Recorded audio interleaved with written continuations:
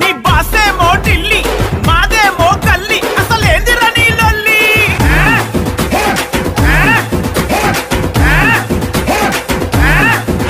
అసలు అనను నేను పంచన్ గుజరాతోనికి మొక్కన్ మా తమ్ము చూడు దక్కన్